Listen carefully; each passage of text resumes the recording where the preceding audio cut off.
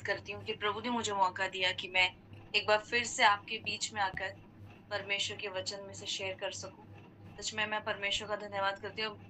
मैं विश्वास करती हूँ कि पहले भी लोग आशीषित हुए हैं प्रभु के वचन के द्वारा और आज भी प्रभु के वचन के द्वारा आप लोग आशीषित होंगे। Thank you Jesus. आइए हम परमेश्वर के वचन में जाने से पहले एक छोटी सी प्रार्थना करेंगे। प्रभु यीशु मसीह धन्यवाद। स्वर्गीय पिता, हम प्रभु यीशु के नाम में आपके पास आते हैं। आपको धन्यवाद देते हैं प्रभु। आप महान, जीवित और सामर्थ्यकारी परमेश्वर हैं प्रभु। आपके जैसा कोई नहीं प्रभु यीशु मसीह। आप अद्भुत परमेश्वर हैं प्रभु। आप अद्भुत कार्य करते हैं परमेश्वर पिता। और जितने लोग प्रभु आज यहाँ पर बैठकर प्रभु आपके वचन को सुनते हैं प्रभु, आपकी सामर्थ अद्भुत तरीके से कार्य करे प्रभु। आपका वचन का प्रकाश प्रभु हर एक के जीवनों में जाए, और जब आपका प्रकाश लोगों के जीवनों में जाता है प्रभु तो अंधकार मिट जाता है। फादर गॉड प्रभु आपका वचन कार्य करे, प्रभु यीशु के नाम में मांगते हैं, आमीन। हालेलुया। आमीन आमीन आमीन आमीन परमेश्वर का आमीन वचन करेंगे। आमीन सब आमीन आमीन। मेरी आवाज शायद सबको आ रही होगी। ओके आ रहे हैं। हाँ जी। हम परमेश्वर का वचन डालेंगे जो हमें मिलता है लूका उसका 15वां अध्याय। जब मैं आज दिन में प्रार्थना कर रही थी, परमेश्वर से पूछ रही थी कि प्रभु मुझे क्या वचन प्रचार करना है, तो प्रभु ने मुझे एक शब्द दिया जो इस वचन के बीच में मिलता है। लेकिन मुझे सच में उस चीज से प्रभु ने एक चीज सिखाई जो हम आगे वचन में सीखेंगे। हम पढ़ेंगे लूका उसका 15 अध्याय और उसकी 11वीं आयत से। यहाँ पर ऐसे लिखा है, ये जो दृष्टांत है, ये दृष्टांत है प्रोडिगल सन, मतलब उड़ाऊ पुत्र का। और हम में से जितने लोग विश्वासी हैं, बहुत बार हमने परमेश्वर का ये वचन सुना है और हम बहुत अच्छे से शायद इस वचन को जानते हैं, और हमें हमेशा पता रहता है कि ये तो परमेश्वर बात कर रहा है अपने वचन से उस मनुष्य के बारे में जिसने बहुत बड़े बड़े पाप किए या बहुत कुछ चीजें ऐसी करी। और ये शायद परमेश्वर किसी ऐसे इंसान के बारे में बात कर रहा है जो बहुत बड़ा पापी है और जो बहुत बड़े पाप करता है, और उसका जीवन जब बदलेगा, या फिर हम शायद ऐसा समझ लेते हैं कि परमेश्वर उसके बारे में बात कर रहा है जो अभी तक विश्वास में नहीं आया, और जब वो विश्वास में आएगा तो प्रभु उसको अपनी भेड़ बना लेता है, प्रभु से ढूंढता है। बट लेकिन क्योंकि ये परमेश्वर के वचन में लिखा गया वर्ड है, तो ये हम सबके लिए ही उतना इम्पोर्टेंट है जितना कि एक नए विश्वासी के लिए जो परमेश्वर को नहीं जानता। और चाहे हम परमेश्वर को जानने वाले हो, चाहे हम 10 साल से, 20 साल से, चाहे हम 50 साल से परमेश्वर को, उसके वचन को पढ़ने वाले, प्रार्थना करने वाले, हर एक चीज को करने वाले हो, परमेश्वर के भवन में जाने वाले हो, लेकिन फिर भी ये वर्ड जो परमेश्वर ने हमें दिया है, ये वर्ड हम सबके लिए उतना ही इम्पोर्टेंट है। तो बहुत ध्यान से इस वचन को सुने। आइए हम इस वचन को पढ़ेंगे। यहाँ से लिखा है, उड़ाऊ पुत्र का दृष्टांत। ये क्योंकि सिर्फ एक दृष्टांत है। दृष्टांत मतलब कि परमेश्वर बोलना तो चाह रहा है, लेकिन वो एक दृष्टांत देकर, एक कहानी देकर समझाने की कोशिश कर रहा है। और ये कहानी जो है कि कहीं ना कहीं हम सबके लाइफ में एक सिचुएशन में फिट होने वाली है। तो यहाँ से लिखा है कि फिर उसने कहा, किसी मनुष्य के 2 पुत्र थे। उसने उनमें से छोटे ने पिता से कहा, हे पिता, संपत्ति में से जो भाग मेरा हो वह मुझे दे दीजिए। उसने उनको अपनी संपत्ति बांट दी।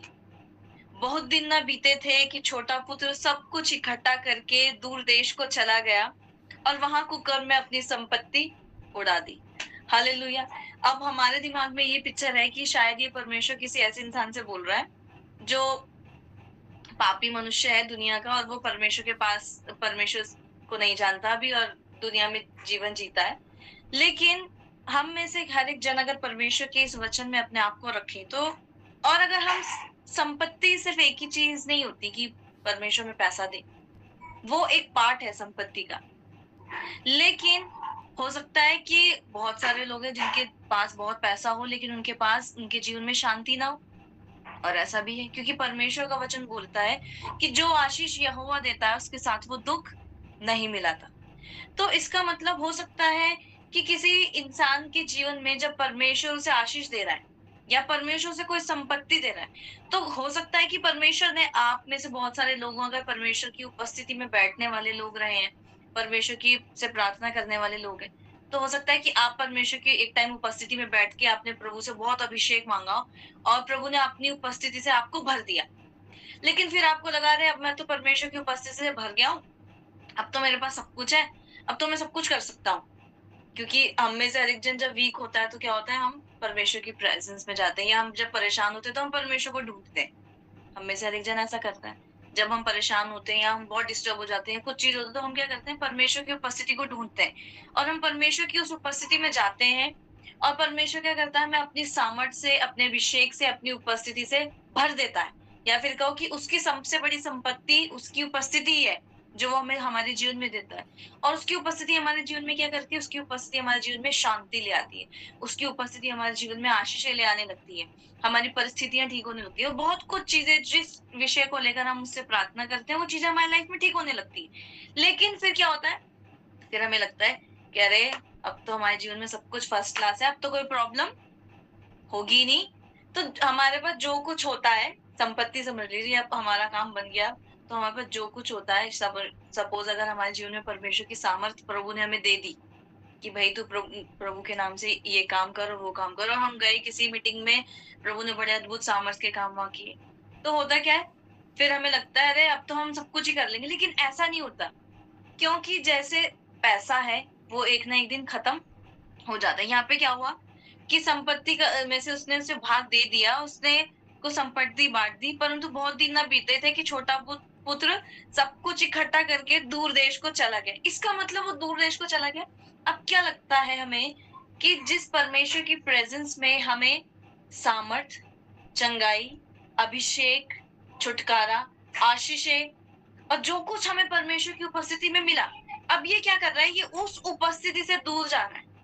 क्योंकि अब इसके पास क्या आ गया, इसके पास परमेश्वर की एक चीज आ गई। हो सकता है कि परमेश्वर से कोई वरदान भी मिल गया, ऐसे भी लोग हैं जिन्हें परमेश्वर से कोई वरदान तो मिला, शायद अन्य भाषा का वरदान मिल गया, शायद चंगाई का वरदान मिल गया, शायद हो सकता है परमेश्वर के वचन का वरदान मिल गया। बहुत सारे वरदान जितने बाइबल में लिखे गए हैं, वो वरदान मिले, और अब हमें लग रहा है अब तो कोई बात नहीं, अब इतनी देर प्रार्थना करने से क्या, अब तो हमारे पास सब कुछ है, और हम उन वरदानों में ऑपरेट भी करने लगे। लेकिन फिर क्या होता है, और वो क्या, बाइबल बहुत अच्छे से कह रही है कि बहुत दिन ना बीते थे, मतलब ज्यादा समय नहीं निकला था।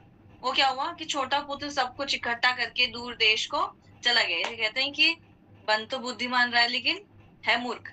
अब ये इसने क्या करा, अब तो मेरे पास सब कुछ है, मेरा फर्स्ट क्लास है, अब मैं ऐश करूंगा, तो ये चला गया।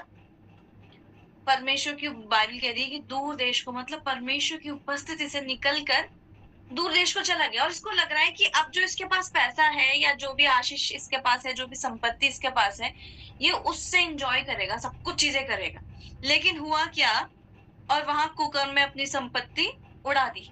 तो कहने का मतलब ये कि जैसे पैसा था, अब चाहे इसके पास करोड़ों रुपए हो, चाहे इसके पास अरबों रुपए हो, लेकिन क्योंकि अगर खर्च करेगा, या तो इंसान खर्च ना करे तो समझ आ रहा कि भाई बैंक में जमा कर दिए, लेकिन अगर खर्च करेगा इंसान तो क्या हो जाएगा, वो उड़ जाएगा। और पहले भी शायद इस उड़ाऊ पुत्र के बारे में ये नहीं लिखा है, क्योंकि ये उड़ाऊ पुत्र ही था। अब पहले भी क्या होगा, जो मैं, अगर हम इस कहानी के उस पार्ट को एक्सप्लेन करें, जो बाइबल में तो नहीं लिखा है, लेकिन क्योंकि ये पुत्र उड़ाऊ ही था, तो पहले तो ये पिता के पास रहता था। अब ये शायद पैसा उड़ा देता होगा, लेकिन क्योंकि घर आता था तो उसे दूसरे दिन भी मिल जाता था पैसा। पापा से मांग लिए कि भाई 100 रुपए चाहिए, 200 रुपए चाहिए, जितने भी चाहिए, ठीक है। लेकिन हुआ क्या, इस बार इसने बहुत बड़ी गलती करी, क्योंकि इसे ज्यादा पैसा मिल गया, तो ये निकल लिया। इसे लगा कि अब तो मेरे पास बहुत कुछ है। लेकिन क्योंकि ये परमेश्वर, इस बार ये परमेश्वर की उपस्थिति से चला गया, या फिर अपने पिता की उस संपत्ति से इसका बिल्कुल भाग हट गया, फिर देखो क्या होता है, और वहां कुकर्म में उसने अपनी संपत्ति उड़ा दी, सब कुछ खर्च होने लगा। और जब खर्च हो गया, तो खर्च होते होते क्या हुआ, जब वह सब कुछ खर्च कर चुका, मतलब सब कुछ, मतलब सब कुछ, जब वो बिल्कुल आ गया जीरो पर। ऐसा ही हमारा जीवन भी होता है। हमें लगता है कभी कभी हम परमेश्वर की बहुत उपस्थिति से भरे हैं। अरे होता है कभी कभी कि हम 1 महीना चलाना चाहते हैं परमेश्वर के संग, 1 घंटे महीने में एक बार ही हमने प्रार्थना करी, या हम चले गए संडे को चर्च, और हमें लगता है कि हमारा पूरा उसी से गुजारा चलेगा। लेकिन ऐसा नहीं होता। होता क्या है, थोड़े दिन तक वो काम करता है, वो संपत्ति हमारे पास रहती है, चाहे वो परमेश्वर की उपस्थिति के रूप में हो, जो हमें शांति दे रही है, जो हमें छुटकारा दे रही है, जो हमारे जीवनों की समस्याओं को हल कर रही है। लेकिन थोड़े दिन बाद क्या हो जाता है, वो सारी संपत्ति उड़ जाती है। इसका सबसे इम्पोर्टेंट पार्ट, जो पहली चीज जो हम इस वचन से सीखते हैं, वो ये क्या, कि अगर शायद ये मनुष्य अपनी संपत्ति लेता, और उसके बाद ये शायद अपनी संपत्ति को उड़ाता, लेकिन अगर ये पिता से दूर नहीं जाता तो इसके पास क्या ऑप्शन था कि अब हुआ क्या, सब कुछ उसने खर्च तो कर चुका और तो उस देश में बड़ा अकाल पड़ा और वह कंगाल हो गया। लेकिन ये कंगाल नहीं होता। अगर ये अपने पिता के पास ही रहता तो ये कंगाल नहीं होता। शायद इसकी जो जेब में था वो खर्च हो जाता या इसके पास जितनी संपत्ति से मिली थी वो खर्च हो जाता, लेकिन फिर भी इसके पास क्या रहता, इसका पिता, उसकी जो भी संपत्ति थी या जो कुछ पिता का था वो उसके पास रहता। और होता क्या है, वैसे ही हमारे जीवन में भी होता है। जब हमें परमेश्वर से सब कुछ मिलने लगता है तो हम क्या करते हैं, हम परमेश्वर की उपस्थिति से दूर-दूर जाने लगते हैं। लेकिन एक चीज़ होती है हमारे जीवन में कि अगर हम परमेश्वर की उपस्थिति से रोज़ नहीं भरेंगे, अगर हम उसकी प्रेज़ेंस में रोज़ नहीं बैठेंगे, अगर हम उससे रोज़ नहीं सामर्थ्य को लेंगे, तो क्या होगा, सामर्थ्य हमारे जीवन में, क्योंकि ये बिल्कुल वैसा ही है जैसे हम खाना खाते हैं, तो हम ऐसा नहीं है कि हम महीने में 1 ही बार खाना खा रहे हैं या फिर हमने दिन में 1 ही बार खाना खाया। होता है ना, हमने सुबह ब्रेकफ़ास्ट किया लेकिन फिर भी हमें दिन में क्या होता है, भूख लग जाती है। हमने दिन में खाना खाया लेकिन फिर भी हमें शाम को भूख लग जाती है। तो वैसे ही जैसे हमारा शरीर है, वैसे ही हमारी आत्मा भी है। अगर हमने परमेश्वर के सम्मुख थोड़ा टाइम प्रार्थना करी, उससे हमें परमेश्वर की सामर्थ्य मिली, उपस्थिति मिली, जो हमें हमारे जीवन की सारी चीज़ों को फेस करने की ताकत दे रहा है परमेश्वर। फिर क्या होता है, लेकिन अगर हम प्रभु की उपस्थिति में नहीं बैठेंगे तो वो हमारे जीवन से चली भी जाएगी। पूरी रीति से फिर क्या हो गया, वो कंगाल हो गया। इसलिए वो उस देश के निवासियों में से एक के यहाँ जा पड़ा। अब क्योंकि वो कंगाल हो गया था तो क्या हो गया, वो किसी के यहाँ जा पड़ा। उसने उसे अपने खेतों में सूअर चराने के लिए भेजा। और क्या हुआ, अभी तक तो ऐश कर रहा था क्योंकि संपत्ति थी। लेकिन अब क्या कर रहा है, सूअर चरा रहा है। तो फिर क्या हुआ, और वो चाहता था कि उन फलियों से जिन्हें सूअर खाते थे अपना पेट भरे। अब जो दूसरा था वो क्या कर रहा है, अब उसको अच्छी संपत्ति में से अच्छी ब्रांडेड चीजें नहीं मिल रही हैं। अब उसको क्या मिल रहा है, अब उसको बचा-कुचा मिल रहा है और अपना पेट भरे और उसे कोई कुछ नहीं देता था और कोई उसे कुछ भी नहीं देता था। ये एक्चुअली में हम सबके लिए एक लेसन है कि जब हम बहुत शार्प लगते हैं ना, हमें ऐसा लगता है कि अब तो हमारा इस जगह से काम निकल गया, अब हमारा इस बंदे से क्या मतलब। कभी-कभी हम ऐसा सोचते हैं या फिर कभी-कभी हमें लगता है कि अब तो हमारा परमेश्वर से काम निकल गया। मैंने बहुत सारे लोग देखे हैं, जो प्रभु के पास आते हैं और मैं एक केस देखती हूँ जो हमारे चर्च का था, जिसमें एक फैमिली थी और एक लेडी, उनको कैंसर था और उनको जब कैंसर था तो वो प्रभु के पास आए, प्रभु ने उन्हें हील किया, उनकी कंप्लीटली रिपोर्ट्स बदल गई, सब कुछ है। लेकिन जब प्रभु ने उन्हें हील कर दिया, पहले तो प्रभु में चल रहे थे, लेकिन जब प्रभु ने उन्हें हील कर दिया, उसके बाद वो प्रभु से फिर गए और पता नहीं कहाँ-कहाँ भटके। सब जगह जा रहे हैं, पता नहीं कैसी-कैसी जगहों पर जिन्हें हम बोलना भी नहीं चाहेंगे। ऐसी-ऐसी जगहों पर सब जगह जा रहे हैं और उन्हें लगा कुछ नहीं होता। और हैरानी की बात हुई कि उस लेडी को दोबारा कैंसर हो गया और फिर वो दोबारा आए चर्च में और फिर इस बार वो बहुत कोशिश कर रहे हैं कि भाई पास्टर जी हमारे लिए प्रार्थना कर दें, तो अप्रोच कर रहे हैं अलग अलग लोगों को, हम लोगों को कि आप पास्टर जी से मिलवा दो, प्रार्थना करवा दो। तो फिर जैसे तैसे पास्टर ने उनके लिए वो करना नहीं चाह रहे थे क्योंकि उन्होंने प्रभु को एक्चुअली में इनकार किया, लेकिन फिर भी उन्होंने प्रार्थना करी, वो फिर प्रभु में आने लगे, सब चीजों को अच्छे से चलने लगे। सुनिए, देखिए, परमेश्वर के संग हम हमेशा परमेश्वर के प्यार को एडवांटेज में नहीं ले सकते। तो हुआ क्या, धीरे-धीरे वो परमेश्वर के प्रेजेंस में आने लगे, वो चलने लगे, वो चले, फिर से वो प्रभु के संग चले और प्रभु ने उन्हें फिर से हील कर दिया और फिर से उनकी रिपोर्ट्स बदल गई। अब जब उनकी रिपोर्ट्स बदल गई तो पहले तो संडे को आते थे चर्च, लेकिन उसके बाद क्या हुआ, तो जब वो हील हो गई, पहले वो उनकी हालत ऐसी हो गई थी कि वो कोई सेलिब्रेशन नहीं कर सकते थे, कोई भी जो फंक्शंस होते हैं, किसी भी चीज में, किसी फेस्टिवल में वो एंजॉय नहीं कर पाती थी क्योंकि वो बीमार थी, कैंसर था, तो कैंसर की उनकी कीमोथेरेपीज भी चल रही। फिर उसके बाद लेकिन मैंने चीज देखी, जब वो हील हो गए तो उसके बाद संडे वो चर्च से गायब और फिर चर्च से ही नहीं गायब, उसके बाद क्या हुआ, ऐसी चीजों में फिर इन्वॉल्व होने लग गए। और जब मैंने उनकी लाइफ में वो चीज देखी तो मैंने एकदम डायरेक्टली उन्हें बोला, मैंने कहा आपने चीज गलत करी और आप नहीं जानते कि आप ऐसे अपनी चंगाई खो दोगे। तो कह रहे नहीं, हम चंगाई तो हम पा चुके हैं, हम चंगाई नहीं खोएंगे, इससे कुछ नहीं होता। तो हैरानी की बात है, उन्हें लगा कि इन सब चीजों से कुछ नहीं होता क्योंकि कभी कभी परमेश्वर हमें डांटता नहीं है। अब परमेश्वर में डांटता नहीं, इसका मतलब ये नहीं है, अब देखिए परमेश्वर ने इसका कुछ नहीं बिगाड़ा, लेकिन ये खुद ही परमेश्वर की उपस्थिति से चला गया। तो जब अगर हम परमेश्वर की उपस्थिति से खुद ही बाहर निकल जाएंगे तो परमेश्वर हमें बचाएगा कैसे। एक वचन प्रभु ने मुझे पिछले दिन दिया और प्रभु ने मुझसे कहा कि I can not give life to people without me. मैं अपने से बाहर जाकर लोगों को जीवन नहीं दे सकता, क्योंकि बाइबल ऐसा कहती है, परमेश्वर का वचन ऐसा बोलता है कि और जो जिसके पास परमेश्वर के पुत्र है उसी के पास जीवन है। और जब हम परमेश्वर की उपस्थिति से बाहर जाते हैं, थोड़े टाइम बाद ऐसा ही हुआ, वो प्रभु के संग जब खिलवाड़ करते रहे तो लास्ट में उस लेडी की डेथ हो गई और अब उनके पास बोलने को कुछ नहीं है। फिर इंसान को ये लगता है कि अरे प्रभु ने हमारे साथ ऐसा कर दिया, इसने ऐसा कर दिया, उसने ऐसा कर दिया, फिर इंसान ब्लेम ढूंढता फिरता है। लेकिन प्रॉब्लम कहाँ होती है?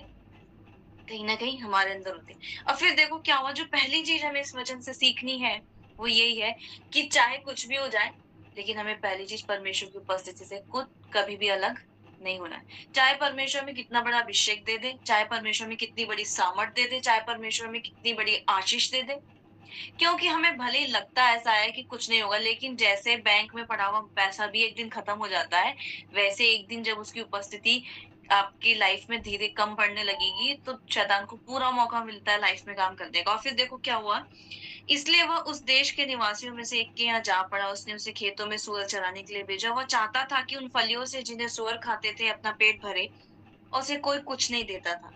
जब वो अपने आपे में आया तब कहने लगा, मेरे पिता के कितने ही मजदूरों को भोजन से अधिक रोटी मिलती है और मैं यहाँ भूखा मर रहा हूँ। जब उसको होश आया तो उसे समझ आया कि जिस पिता को मैं छोड़कर आया हूँ, जिस परमेश्वर को मैं छोड़कर आया हूँ, कि उसके जो सेवक भी है ना, उन्हें भी भोजन से अधिक रोटी मिलती है, तो मैं यहाँ पर क्या कर रहा हूँ। लेकिन उसे दूसरी चीज जो समझ आई, कि अब मैं उठकर अपने पिता के पास जाऊंगा। अभी हैरानी की बात यह है कि अभी ये गया नहीं अपने पिता के पास, अभी ये सिर्फ मन में बैठकर वहां से सोच ही रहा है। कह रहा कि मैं अपने पिता के पास जाऊंगा और उससे कहूंगा कि पिताजी, मैंने स्वर्ग के विरोध में और तेरी दृष्टि में पाप किया है।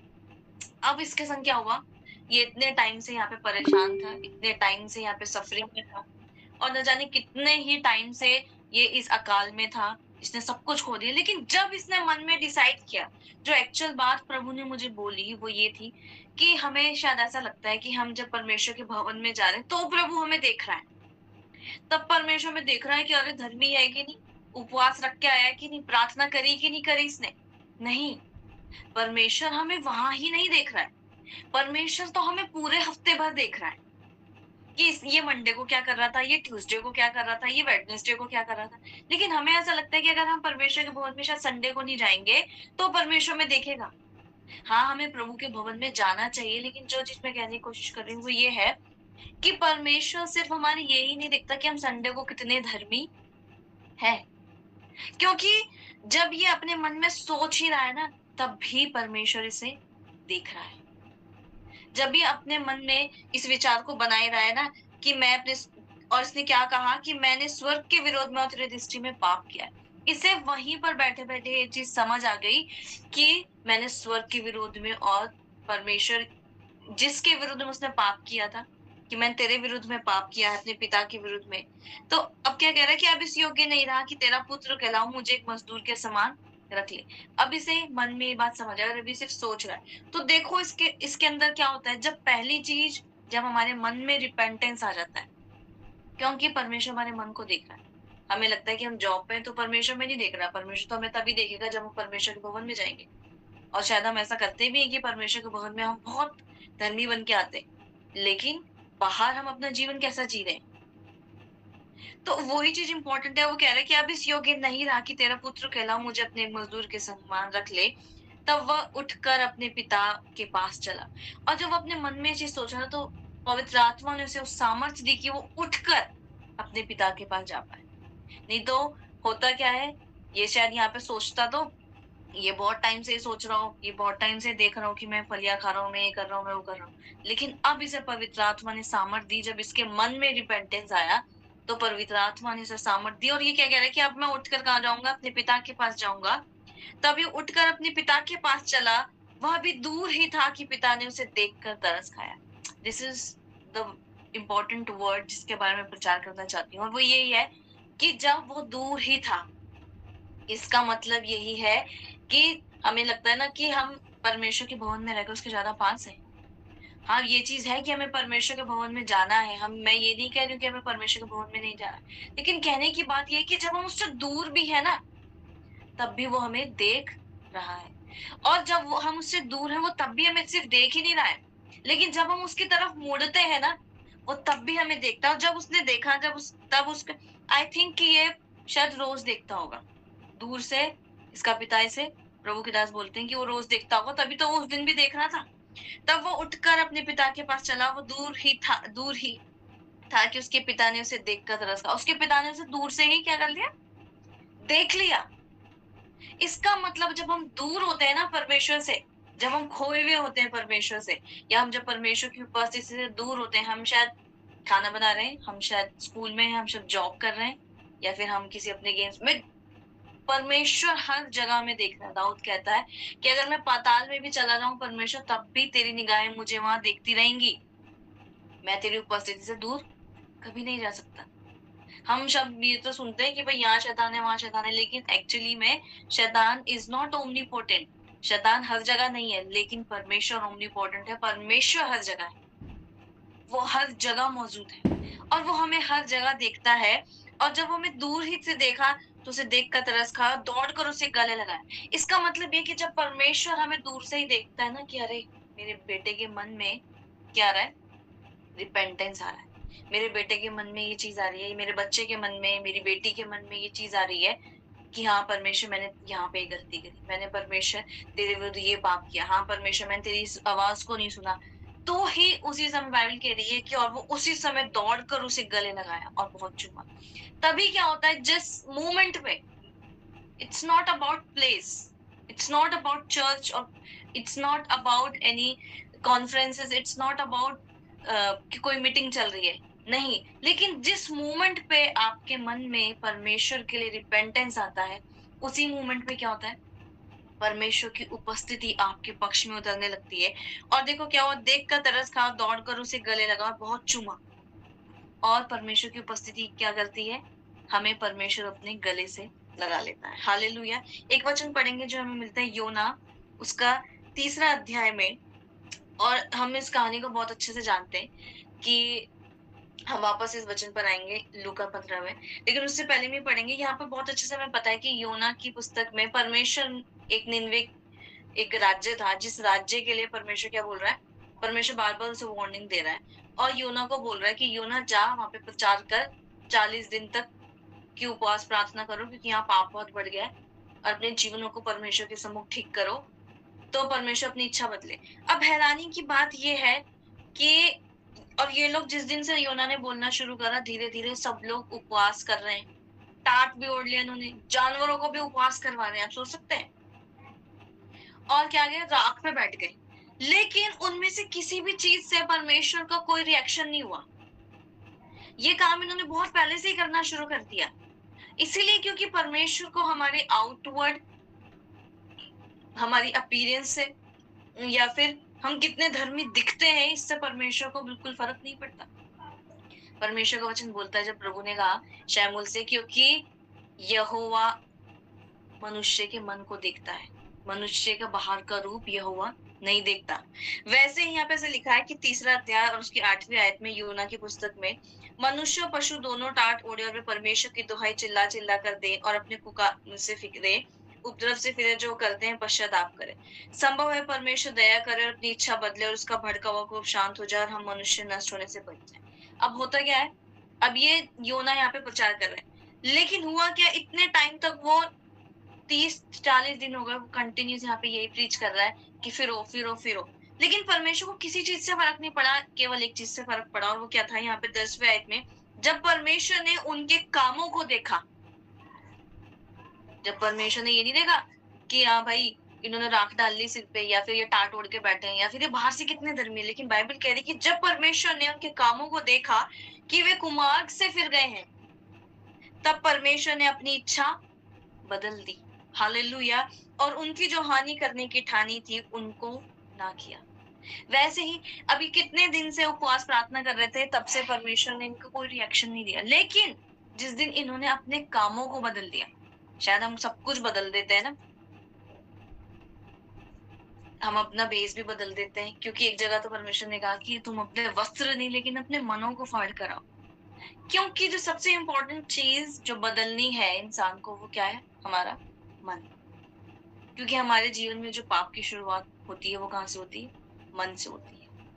और जब हमारे जीवन में रिपेंटेंस की शुरुआत होती है तो वो भी हमारे मन से ही होती है। जब हम ये डिसाइड करते हैं प्रभु अब हम ये गलत काम नहीं करेंगे, प्रभु हम यहाँ नहीं जाएंगे, प्रभु हम ये चीज नहीं करेंगे, तो क्या होता है? तो परमेश्वर क्या करता है? अपनी इच्छा को बदल देता है। ये बिल्कुल वैसा ही है जब तब वह उठकर अपने पिता के पास चला। वापस हम लूका उसका 15-20 में आते हैं। तब वो उठकर अपने पिता के पास चला, वो अभी दूर ही था कि उसके पिता ने उसे देखकर क्या करा? तरस खाया। हालेलुया। जब पिता ने उसे दूर से देख लिया तो हमारा परमेश्वर हमें दूर से नहीं देख सकता क्या? परमेश्वर का वचन कहता है कि उसने हर एक तारे का नाम रखा है और वो तारों को भी नाम लेकर बुलाता है। और जब हम तारों को देखते हैं तो वो अनगिनत है। तो क्या वो हमें, जिसके लिए उसने जान दी, क्या वो हमें दूर से नहीं देखता? इसका मतलब ये बहुत इंपॉर्टेंट हमें समझना हमारी लाइफ में कि परमेश्वर हमारे हर एक समय को देखता है।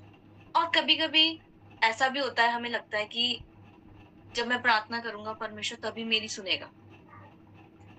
जब मैं परमेश्वर की उपस्थिति में एक अलग से कमरे में जाऊँगा, तभी परमेश्वर मेरी सुनेगा। मैं पिछले दिनों एक कोट पढ़ रही थी और प्रभु के एक दास कह रहे थे कि जो बाइबल में एक वचन लिखा हुआ है कि तू अपनी कोठरी में जा, अपने पिता से जो गुप्त में है, उससे प्रार्थना कर, वो तुझे देखता है। तो क्या वो सिर्फ कोठरी के बारे में लिखा है? ऐसा नहीं है। कोठरी या फिर कहें कि आपकी वो गुप्त कमरा एक ऐसी जगह है, वो कहीं भी बन सकता है। वो खुले आसमान के नीचे भी हो सकता है, जहां आप सिर्फ परमेश्वर के सम्मुख हैं।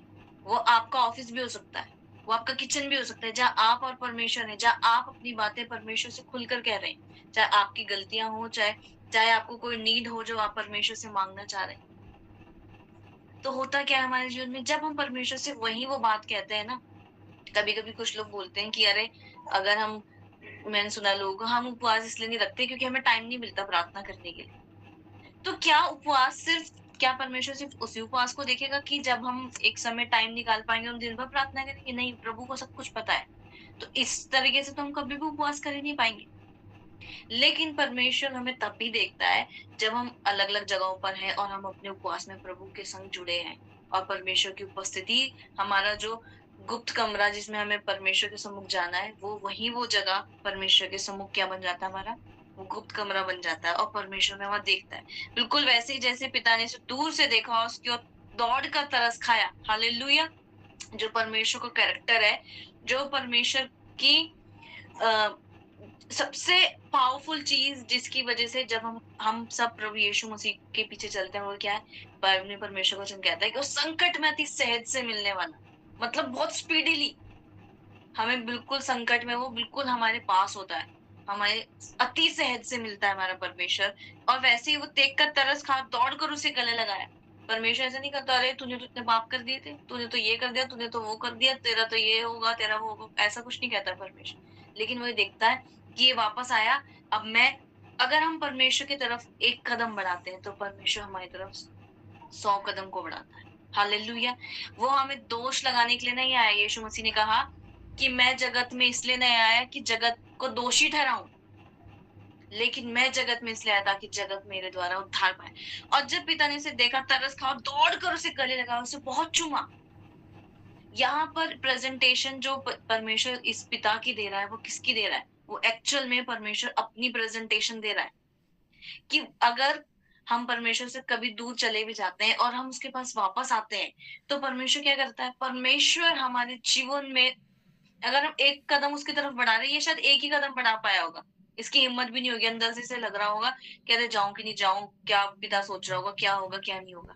लेकिन जैसे ही देखा पिता ने इसको, पिता दौड़ कर गया।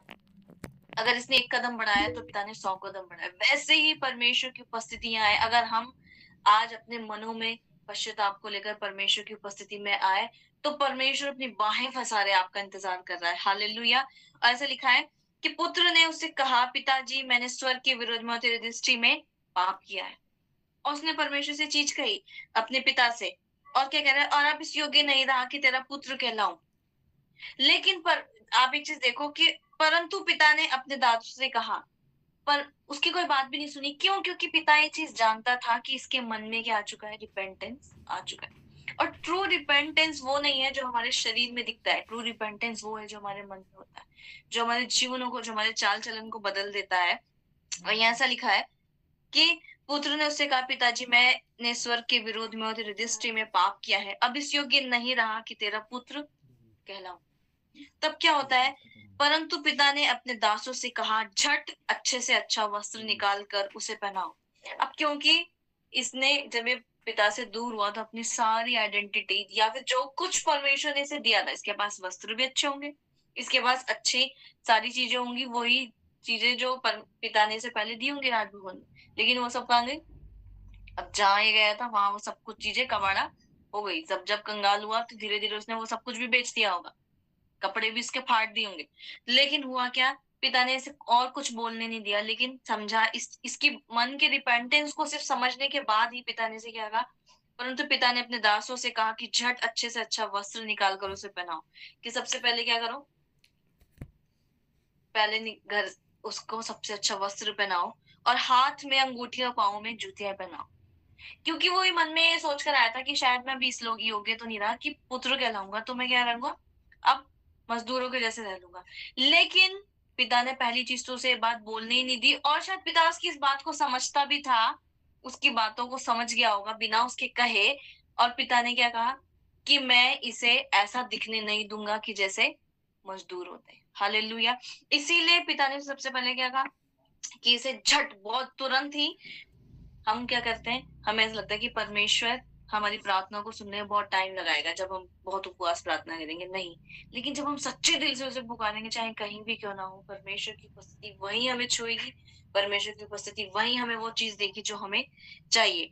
और फिर उन्होंने झट उसे वस्त्र पहनाए और उसके हाथ में क्या डाला, और उसके हाथ में अंगूठियां दी, अंगूठी पहनाई और पाँव में उसे जूतियां पहनाई। इसका मतलब पिता ने उसके मजदूरों के सामने उसकी इंसल्ट नहीं करी कि तू तो चला गया था मुझे छोड़कर, अब तू नौकरों के जैसे रहे, नहीं। पिता ने उसे क्या करा, पिता ने उसे बेटा ही बनाया। हालेलुया। क्योंकि पिता ने उसे बेटा ही क्यों, क्योंकि वो जानता है कि वो उसका वो खून था, तो वो कभी भी उससे बदल नहीं सकता। और उसे अंगूठी पहनाई, उसे ये अधिकार दिया कि तू अभी भी इस, भले ही तूने संपत्ति उड़ा दी, सब कुछ कर दिया, लेकिन तू अभी भी इस घराने का बेटा ही है। और उसके पाँव में जूतियां पहनाई। मतलब आप समझते, परमेश्वर का वचन एक जगह कहता है कि और सुसमाचार की तैयारी के जूते पहन। हमें लगता है कि हम में से हो सकता है बहुत लोग ऐसे हैं जो प्रभु की उपस्थिति में, अभिषेक में, सामर्थ में चलते हो, कुछ गलती ऐसी हो गई हो जो हमें लगता है कि हम शायद परमेश्वर से इतना दूर हो गए कि अब हमें प्रभु इस्तेमाल नहीं करेगा। लेकिन परमेश्वर ऐसा भी नहीं करता। आप जिस मोमेंट रिपेंट करते हैं, आप जिस मोमेंट परमेश्वर के पास आते हैं, उसी मोमेंट में परमेश्वर आपको अपनी सामर्थ से भी भर देता है। और उन जूतों को जो बाइबल में दर्शाते हैं सुसमाचार के, इसका मतलब प्रभु आपको सिर्फ अपनी आशीष ही नहीं देता, लेकिन परमेश्वर वहीं आपको रिस्टोर करता है जहां से आप गिरे थे सारी चीजों में। चाहे अगर उसने आपको सुसमाचार की सेवा दी थी, हो सकता है लोग आपको कह रहे तुम तो बहुत पहले पाप करते थे। मैं सुनती हूँ प्रभु की एक दासी के बारे में, कैथरीन कुलमिन के बारे में, और उनकी लाइफ में कुछ चीजें ऐसी हुई, उनका डाइवोर्स हुआ, सब कुछ चीजें हुई। तो जब वो प्रीच करते थे लेकिन प्रभु ने उन्हें वापस खड़ा किया और उनकी मिनिस्ट्री पहले से भी बहुत पावरफुल हुई। तो हुआ क्या, लेकिन जब वो प्रीच करते थे तो कुछ लोग उन्हें बोलते थे ये डाइवर्स वूमेन, तो वो बहुत अच्छी से बोलते थे कि आप किसके बारे में बात कर रहे हो, वो तो मर चुकी है, ये तो एक नई इंसान है। तो परमेश्वर हमारे पुरानी चीजों को नहीं देखता, लोग देखते हैं शायद, लेकिन परमेश्वर उन पुरानी चीजों को नहीं काउंट करता। और इसीलिए जब, क्यों परमेश्वर ने काउंट क्यों नहीं करता, क्योंकि प्रभु को पता है कि अगर मैं भी काउंट करूंगा तो ये जिंदगी भर इसी गिल्टी में, इसी कंडेमनेशन में दबा दबा रहेगा, और कभी निकलकर वो नहीं बन पाएगा जो आप परमेश्वर के पुत्र है। वैसे ही प्रभु ने उसे पाँव में जूतियां पहनाई, उसको सामर्थ, अभिषेक, हर एक चीज से लैस किया, और पला हुआ पशु लाकर मारो ताकि हम खाए आनंद मनाए। और क्या किया उन्होंने, इंजॉय किया। इंजॉय किस लिए किया, कह रहे चल ठीक है कि इंसान पाप करता था, अभी हटा तो, अभी वापस आया तो। लेकिन कभी कभी हम कहीं कहीं देखते हैं कि लोग क्या करते हैं, लोग कंडेम करते हैं। को पता है, कुछ लोग पहले से ही अपनी गिल्ट में इतना ज्यादा होते हैं कि हम गिल्टी फील करते हैं चीजों को लेके। और अगर वो एक ऐसा प्रचार को सुन लेंगे जहां लोग उन्हें कंडेम कर रहे हैं कि भाई तूने तो ये किया था, तूने तो वो किया था, तो वो शैतानी है, चाहे वो एक प्रचारक ही क्यों ना बोल रहा हो। क्योंकि परमेश्वर का वचन ये बोलता है कि केवल एक ही है जो दोष लगाता है, और उसका नाम है शैतान। वो दुष्ट ही है जो दोष लगाता है। पवित्र आत्मा हम पे दोष नहीं लगाता। पवित्र आत्मा सिर्फ हमें कन्विक्ट करता है। जो पवित्र आत्मा ने इसे कन्विक्ट किया था अंदर से इसके हृदय में, कि जब इसके मन में आया कि परमेश्वर के विरुद्ध में और अपने पिता के विरुद्ध में इसने पाप किया। लेकिन वैसे परमेश्वर का आत्मा हमें कंडेम नहीं करता कि तूने पाप किया। वो हमारे हृदय में ये लाता है कि हमने पाप किया। वो ये नहीं कहता कि तूने पाप किया, बाहर से खड़े होकर हमें उंगली पॉइंट करके। वो काम तो सिर्फ दोष लगाने वाला एक दुष्टी करता है। और लेकिन परमेश्वर तो देखो क्या करता है, और पला हुआ पशु लाकर मारो ताकि हम खाएं और आनंद मनाएं। बाइबल ऐसा कहती है, परमेश्वर का वचन एक जगह ऐसा कहता है, जो हमें मिलेगा 15 अध्याय उसके 6वें आयत में। हालेलुया। और हाँ देखिए, हम 5वीं से पढ़ेंगे। और ये खोई हुई भेड़ का दृष्टांत है, जहां पे ऐसे लिखा है, और जब वो उसे मिल जाती है, वो बड़े आनंद से उसे कंधे पर उठा लेता है और घर में आकर मित्रों और पड़ोसियों को इकट्ठा करके कहता है, मेरे साथ आनंद करो क्योंकि मेरी खोई हुई भेड़ मिल गई है। ये परमेश्वर का हृदय है। अगर हमें परमेश्वर का हृदय देखना है तो केवल वो हमें परमेश्वर के वचन में मिलता है। और ये परमेश्वर का हृदय है जो खुद ही यीशु मसीह रिवील कर रहा है, कि परमेश्वर क्या करता है, कि वो कहता है कि मेरे साथ आनंद करो क्योंकि मेरी खोई हुई भेड़ मिल गई है। मैं तुमसे कहता हूं कि इसी रीति से एक मन फिराने वाले पापी के विषय में भी स्वर्ग में इतना ही आनंद होगा। हालेलुया। किसके विषय में? जिसने मन फिरा लिया है, उसके विषय में स्वर्ग में इतना ही आनंद होगा जितना कि 99 ऐसे धर्मियों के विषय नहीं होता जिन्हें मन फिराने की आवश्यकता नहीं। या फिर दूसरी चीज अगर मैं कहूँ स्पष्ट शब्दों में, तो जिन्हें ऑलरेडी लगता है कि वो धर्मी है, उनको ये लगता ही नहीं है कि हमने पाप किया है। उन्हें क्या लगता है कि हम धर्मी है। लेकिन परमेश्वर उनकी बात नहीं कर रहा, और ना ही परमेश्वर उनके पास जाता है। परमेश्वर उनके पास जाता है। अभी हम एक दृष्टांत और पढ़ेंगे जिसमें हमें बहुत अच्छे से समझ आएगा कि परमेश्वर हमसे कैसे बात करता है। तो वो कह रहा है कि उनके विषय में वो आनंद करता है। और क्या करता है? अपने सबको बुलाता है और आनंद करता है। क्यों करता है? क्योंकि उसे पता है कि अब ये मनुष्य क्या है, नरक जाने से बच गया। और फिर यहाँ लिखा, मैं तुमसे कहता हूँ कि इसी रीति से एक मन फिराने वाले पापी के विषय में स्वर्ग में ही उतना आनंद होता है जितना कि 99 ऐसे धर्मियों के विषय नहीं होता जिन्हें मन फिराने की आवश्यकता नहीं। एक जगह परमेश्वर के वचन में से लिखा है कि जब एक पापी मन फिराता है तो स्वर्ग में परमेश्वर के स्वर्गदूत आनंद करते हैं। तो वैसे ही परमेश्वर है जो परमेश्वर अपना हृदय में बताना चाहता है कि परमेश्वर सिर्फ बाहें फंसारे हमारा सबका इंतजार करता है कि हम कब इस चीज को रियलाइज करें कि हम परमेश्वर की उपस्थिति से कितना दूर चले गए हैं, और हम सब कुछ छोड़ कर केवल एक चीज पे ध्यान दें कि हमें अगर कुछ चाहिए तो वो परमेश्वर की उपस्थिति है। अगर परमेश्वर की उपस्थिति हमारे जीवन में होगी तो हमारे जीवन में किसी चीज की घटी कभी नहीं होगी, और अगर होगी भी तो परमेश्वर से हर एक दिन पूरा करता जाएगा। हालेलुया। और यहाँ पे ऐसा लिखा, और उसने पला, हम 23 आयत पढ़ रहे हैं, और पला हुआ पशु लाकर मारो ताकि हम खा आनंद मनाए क्योंकि मेरा यह पुत्र मर गया था, जी गया है, खो गया था, अब मिल गया, और वो आनंद करने लगे। हालेलुया। इसका मतलब अगर हम परमेश्वर की उपस्थिति में जब भी जाते हैं, चाहे हम प्रार्थना करते हैं, चाहे हम परमेश्वर के वचन पढ़ते हैं, या हम परमेश्वर से किसी भी तरीके से कनेक्टेड रहते हैं, तो क्या होता है हमारे जीवन में? परमेश्वर, सिर्फ हम ही नहीं लेकिन परमेश्वर भी उस चीज को आनंद करता है। और हाँ, अगर आपके प्रार्थना करने से, आपके वचन प्रचार करने से, आपकी परमेश्वर के कामों को करने से अगर किसी को प्रॉब्लम हो रही है, तो फिर वो कौन है? वो सिर्फ एक दुष्टी है। हालेलुया। क्योंकि अगर आप परमेश्वर के पास, शैतान को एक चीज नहीं पसंद, पता है? वो मैंने शैतान आपको सब कुछ दे देगा, लेकिन शैतान को एक चीज नहीं पसंद, और वो क्या है? शैतान नहीं चाहता कि उसके लोग परमेश्वर की उपस्थिति से, उसकी सामर्थ्य से भर जाए। क्योंकि सबसे ज्यादा नुकसान उसे तभी होता है जब एक प्रभु का मनुष्य इंसान एक रूह नरक में से निकलकर स्वर्ग में जाती है और वो परमेश्वर के राज्य को बिल्ड करने लगता है। क्योंकि उसे पता है कि अगर ये परमेश्वर में जड़ पकड़ ली इसने, तो क्या होगा उसके बाद? ये फल ही लेकर आएगा। हालेलुया। तो वो क्या चाहता है? वो सोचता है, हमने एक दृष्टांत पढ़ा ना, कि जब परमेश्वर का वचन बोया जाता है तो क्या होता है? दुष्ट आके उस वचनों को चुरा लेता है। ऐसा क्यों करता है? तो मैं सुन रही थी प्रभु के दास अंकुर नमला जी के बारे में, तो वो प्रचार करने लगी, वो ऐसा इसलिए करता है क्योंकि उसे पता है कि अगर इसने जड़ पकड़ ली तो क्या होगा, अगर इसने जड़ पकड़ ली तो फिर ये क्या करेगा, ये मेरी बैंड बजाएगा। क्योंकि जो आप देखते हैं, जो भी पेड़ जड़ पकड़ लेता है वो फ्रूट जरूर लेकर आता है। हालेलुया। तो उसे पता है कि अगर ये खुद बच गया और उसने जड़ पकड़ ली तो अभी औरों को, हजारों को, लाखों को बचाएगा। और क्योंकि हम शायद कभी कभी ये नहीं देख पाते, मैंने देख प्रभु के दासों से सुना कि अगर आप देख रहे हैं कि आपको प्रभु के राज्य में, प्रभु की उपस्थिति में, प्रभु के कामों को करने में रेजिस्टेंस, आपको बहुत अपोजिशन हो रहा है, तो इसका मतलब ये कि शैतान को आपकी डेस्टिनी पता, उसे पता है। वो इस चीज से नहीं डर रहा कि आप अभी क्या कर रहे हो, वो उसे डर इस चीज से कि आगे जाकर क्या करेगा। इसलिए वो क्या करता है, वो बहुत शार्प है। वो क्या करता है, जैसे ही वचन प्रचार होता है वैसे ही सोचता है अभी चुरा लो इसे, चर्च के बाहर ही थोड़ी सी गॉसिप करी और परमेश्वर का वचन गायब। क्योंकि उसे पता है कि अगर परमेश्वर का वचन ठहर गया अंदर तो क्या करेगा, ये मेरी जड़ें खराब कर देगा। क्योंकि जब परमेश्वर का वचन फैलेगा तो वो दुष्ट का राज्य नाश कर देता है। हालेलुया। वैसे ही हम, तो परमेश्वर की उपस्थिति हमारे जीवन में होना बहुत इंपॉर्टेंट है। क्योंकि अगर परमेश्वर की उपस्थिति हमारे जीवन में होगी तो और सारी चीजें ऑटोमेटिकली अपने आप हमारे जीवन में आ जाएंगी।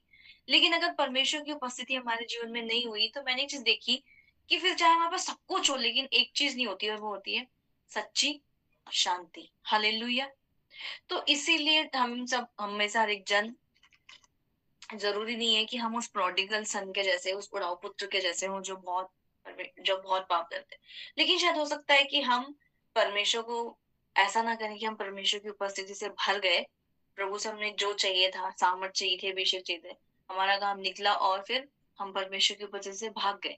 और हमें लगता है कि नहीं प्रभु, अब तो तूने मुझे गिफ्ट्स दे दिए हैं, अब तो तूने मुझे अभिषेक दे दिया, अब तो तूने मुझे सामर्थ दे दिया, अब तो मैं सब कुछ कर सकता हूँ। लेकिन ऐसा नहीं है। क्योंकि जैसे ही पैसा खत्म होता है वैसे ही जो हमारे लाइफ में परमेश्वर की प्रेजेंस होती है वो भी, जब हम उससे दूर जाते हैं तो वो हमारी लाइफ में कम होने लग जाती है। और अगर हमें परमेश्वर की उपस्थिति में बने रहना है तो उसका एक ही तरीका है कि हमें उस पिता से, जो हमारा स्वर्गीय पिता है, उसकी उपस्थिति से कभी भी दूर नहीं जाना है। क्योंकि मैंने चीज देखी कि हम अपना डायरेक्शन, पता है, हम अपना डायरेक्शन, हम पुराने नियम में जब पढ़ते हैं तो उसमें बहुत अच्छी चीज लिखी है।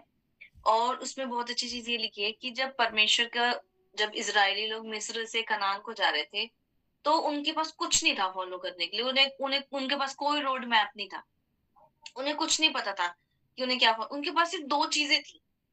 एक परमेश्वर की उपस्थिति का वो बादल जो उनके ऊपर ठहरता था, जो दिन में छांव का बादल बन जाता था और रात को वो आग का बादल बन जाता था। और दूसरा था उनके पास परमेश्वर की वाचा का संदूक। और परमेश्वर का वचन ऐसा कहता है कि जब जब वो उस बादल को चलते हुए देखते थे, जब जब वो उस बादल को देखते थे कि वो मूव कर रहा, तो इजरायलियों को ये इंडिकेशन था कि तुम्हें भी अब चलना है। और जब वो उस बादल को देखते थे कि परमेश्वर को बादल ठहर गया है तो उन्हें इसका मतलब वहां पे उस उपस्थिति के नीचे ठहर जाना है। वैसे ही परमेश्वर ने अपने वचन उसमें कहा मूसा के द्वारा, जब वो यरदन नदी पार कर रहे थे तो उन्होंने कहा कि तुम वाचा के संदूक के पीछे रहोगे और तुम्हें इतनी दूरी नहीं रखनी है कि तुम वाचा के संदूक से दूर हो जाए, क्योंकि वो वाचा का संदूक ही उन्हें क्या दे रहा था, डायरेक्शन दे रहा था।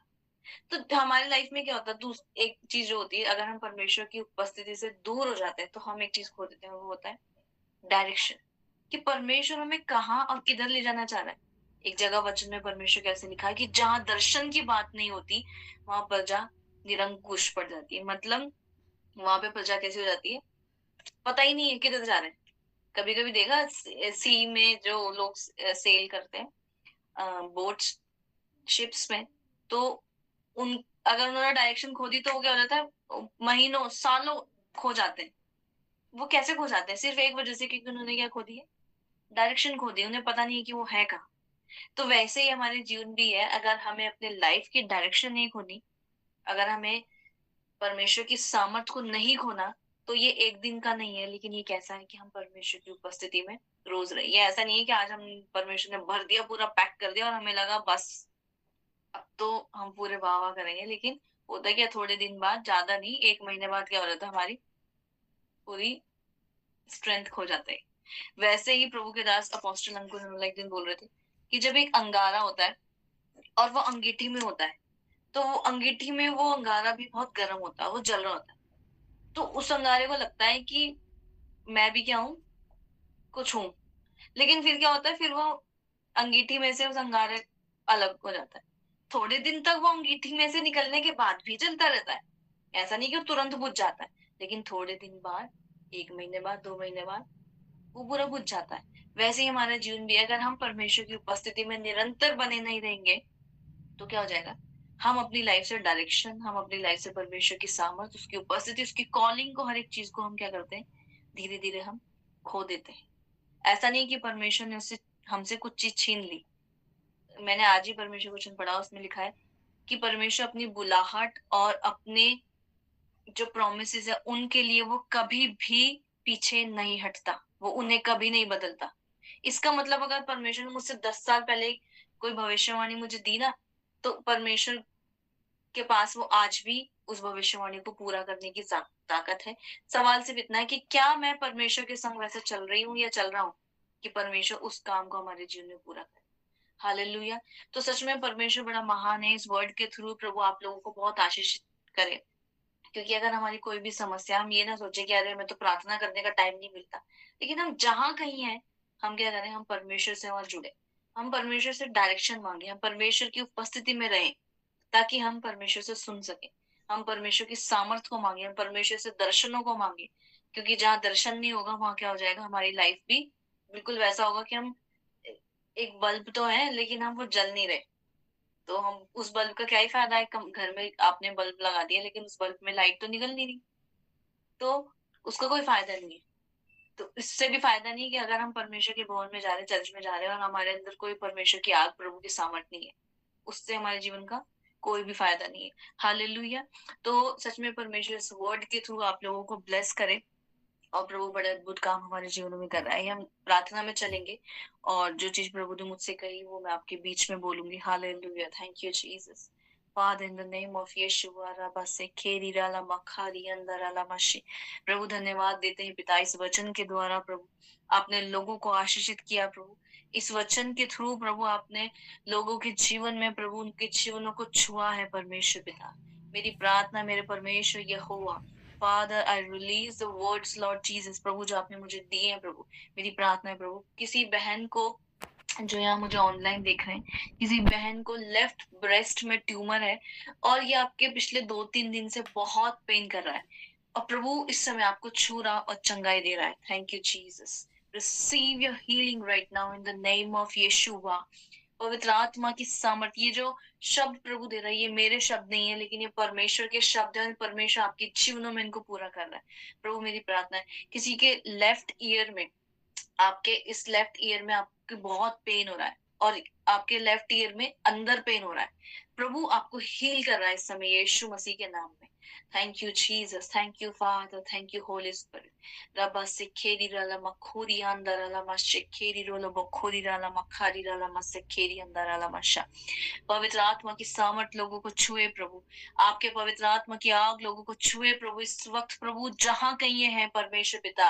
ओ प्रभु आपका रूह लोगों के ऊपर उतर रहा है प्रभु, बहुत आयत से आपका पवित्र आत्मा लोगों पर जुम्बिश कर रहा है। Let the power of the Holy Spirit may come upon them right now in the name of Yeshua, Lord Jesus. You touch their lives, Lord. You heal them, Lord Jesus. Oh, rekheri rolo moshakari andara massa. किसी की गर्दन में इस जगह पर गांठ है और प्रभु आपको हील कर रहा है इस समय यीशु मसीह के नाम में। Lord, receive your healing. Receive the touch of God right now. प्रभु यीशु के नाम में इस चमत्कार को, इस चंगाई को ग्रहण करें। आप चाहे जहां कहीं से मुझे सुन रहे हैं, लेकिन प्रभु आपको छू रहा है। किसी के जो पैर होता है ना, और ये जो हमारे उंगलियां होती है उसके ऊपर जो फीट होता है, फीट के अपर पार्ट पे आपको कोई प्रॉब्लम हुई है और प्रभु आपको हील कर रहा है यीशु मसीह के नाम। आपके एक पैर में इस जगह पर प्रॉब्लम है, प्रभु आपको हील कर रहा है यीशु के नाम में। ओरी खेरी राला मासी खीरी रोलो वो खोरी अंदर राला माशे खेरी अंदर मसा। पवित्र आत्मा की सामर्थ लोगों को छुए प्रभु इसी वक्त। प्रभु आपकी उपस्थिति प्रभु लोगों के जीवन में उतरे। किसी के स्पाइनल कॉर्ड में प्रॉब्लम है, God is healing you right now. प्रभु आपको छू रहा, प्रभु आपको चंगा कर रहा है यीशु के नाम में। पवित्र आत्मा की सामर्थ बह रही है, इस बात से बिल्कुल संदेह ना करें कि ये कैसे हो रहा है, लेकिन आपको सिर्फ विश्वास करना है कि प्रभु धन्यवाद, जो शब्द आप दे रहे हैं उसे मैं ग्रहण करता हूँ और आपकी चंगाई को आप वहीं जहां पर बैठे हैं रिसीव कर लेंगे प्रभु यीशु मसीह के नाम में। धन्यवाद प्रभु, इस वर्ड के थ्रू प्रभु जो आपने लोगों को ब्लेस किया उसके लिए धन्यवाद। और अब से खेरी अंदर और भी बहुत सारी जगहों से लोगों की गांठें, चाहे वो पेट के अंदर हो, चाहे वो आपके यूट्रस में हो, प्रभु आपके इन समस्याओं को दूर कर रहा है, प्रभु आपको छू रहा है, प्रभु आपको चंगा कर रहा है, प्रभु यीशु के नाम में। Thank you Jesus, thank you father, thank you Holi spirit. धन्यवाद प्रभु, आपने लोगों को छुआ, आपने उन्हें चंगा किया, प्रभु यीशु के नाम में मांगते हैं, आमीन। आमीन आमीन आमीन आमीन आमीन।